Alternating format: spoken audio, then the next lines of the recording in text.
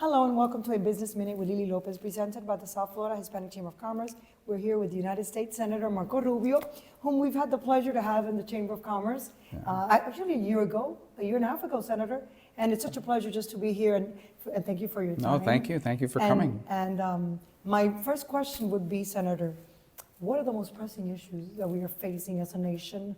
I know there's several. Yeah. I know the border, I know crime, Yeah. inflation, and I know that it's really bad. Well, those are the sort of the most acute things that we face, like almost immediately, is the cost of living. I mean, I don't need to tell anybody watching this if you're in South Florida. I think we actually have been ranked the most expensive place in the country to live right now. I think it's more expensive than DC, more or less. Yeah, I mean, but right? you add in our car insurance is more expensive Yes. than anybody else's. You know, the property insurance is more expensive than anybody else's, and then just the regular cost of everything else. And housing. I mean, just it's almost impossible to buy for most people at this point. So that's certainly a challenge that's most immediate. But I think if you just take a step back and look at the big picture, and it really is a big picture, I think the economy is really changing very fast in terms of the kinds of jobs that are being created. To put it to you this way, it is harder than ever for someone to go out and find a job that you can do for 30 or 40 years and pays you enough to own a home and raise a family and retire with dignity. And to me, that's a big challenge because without that, you can't build community. Absolutely. And embedded in that is everything from wages to the availability of these jobs. And a lot of things are driving that. International trade sometimes destroys certain jobs and creates new ones. Technology may do that. And Senator, even if you're a young professional, like I have a daughter who's an engineer, and she tells me, Mama, I don't know if I'm going to be able to afford a home. Yeah. Even if you have a degree and a good degree. Well, certainly in South Florida, I mean, it's just the cost of living is something that's going to come to a head, so we have to face that. And then internationally, we're facing a world, now where there's just these major changes happening. China and Russia both want to challenge the global order, which they think is dominated by America and our allies. They want to become more powerful. They want us to be less powerful. And so there's challenges, whether it's in the Middle East, whether it's in Ukraine, whether it's in the Indo-Pacific with eventually Taiwan, but right now with the Philippines and others. So it's juggling everything around, and it's requiring us from a foreign policy standpoint to care about it.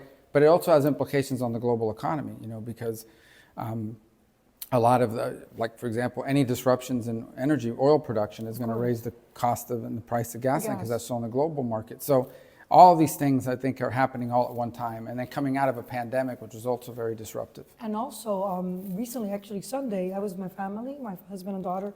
We were at Dolphin Mall, and things are scary because there's a lot of concerns about terrorism, and people are like nervous. And someone shot someone. I don't think that person died, but they had us high alert, and there were helicopters, and there we were. I mean, suddenly, the first time in my life, I'm in a mall, and they had us run, and the cops said active shooting after shooting.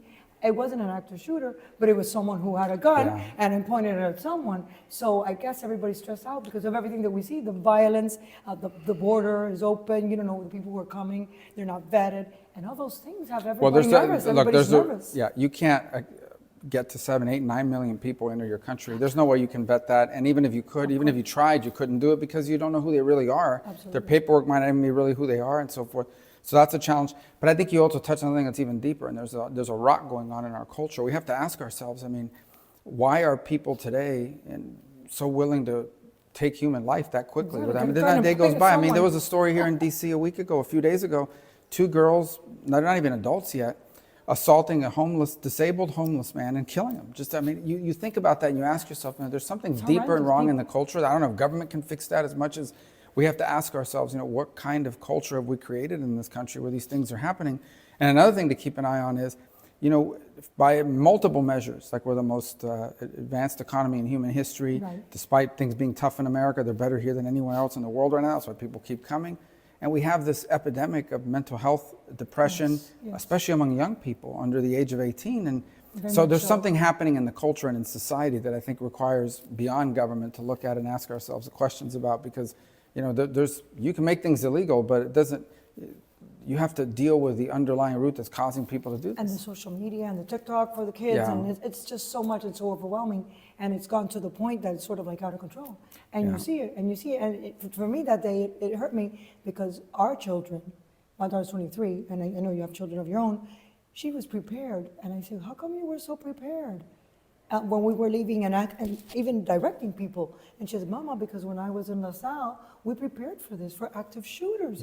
And then I felt bad, Senator, to myself. I said, wow, I come from a generation, we didn't have to do any of that. And this daughter of mine, like all the other kids, they're prepared. They teach them in school. Yeah. That's how bad it is. Well, and how there's could the- you live happily, I mean, right? So you have these horrible cases of Yes. individuals that have a problem or whatever it is, and they go And in they and go, decide we're shoot, going to take yeah. turn. And then you've got these disputes where two people get into an argument somewhere, and Exactly. right now there's not much of a distance between that and escalating it to I'm going to shoot up a place. I don't care who I kill Exactly. and who gets hurt in the process.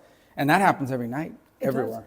It does, and it's horrible. It So, is. so anyway, this is a business minute, so it's just Yeah, 5 minutes, yeah, 5 to of 6 course. minutes. But anything else that you think that we should share with the viewers? Well, I think besides everything. Yeah, that's I mean, I think happening. one of the things we really start thinking about is that some of the jobs that we have shortages in, we have a labor market that's asking to hire people is skilled labor. And we've spent, 20, 30 years telling everybody to go to college. Like if somehow if you don't go to college, It's bad. it's It's a a bad sin. thing, but yet we don't have enough welders, plumbers, electricians, all these, even people that work at making things. And I had a group here yesterday from St. Pete College that's starting a robotic technician because you see all this robotic surgery going on. Well, who's going to fix those machines when they break? So they've started a program to train that. And these are jobs where people can graduate at 21 years of age making $90,000, $100,000 a year. And we don't have an education system yet, although we're getting there, that's building what we used to call vocational training, but really is job training, because those are the jobs that are becoming available.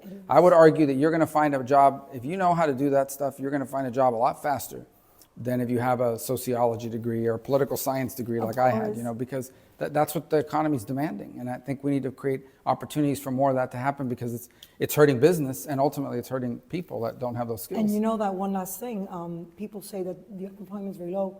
And like about 6 months ago, we did a job fair, and I had a lot of board members that would come to me, why are we doing a job fair? The unemployment is low. It's like, I don't know what percentage, 2 or 3%, whatever, and or maybe it's less. And I said, I don't know, we have to do it because I think people are asking for it.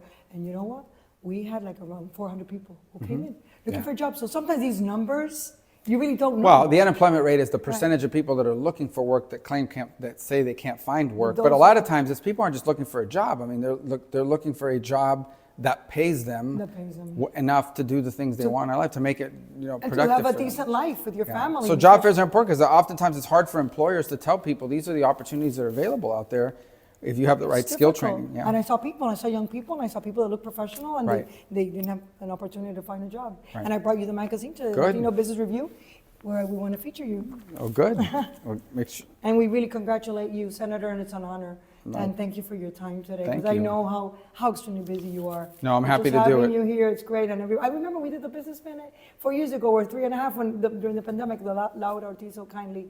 But that was online, wasn't it? That was online. It Yeah, was Zoom. everything was online. It was on so- Zoom, but after 5 months, just the South Florida Chamber went live. Yeah, We went exactly. live, and you know what? Nobody got sick, and the membership grew, and it's been a good 30 years. That's great. Well, thank you for everything you guys do. Senator. Thank you. Thank you so Thank much you so much. for being on a Business Minute with Lily Lopez. Thank you. And we'll see you all next week at the same time. Thank you for tuning in.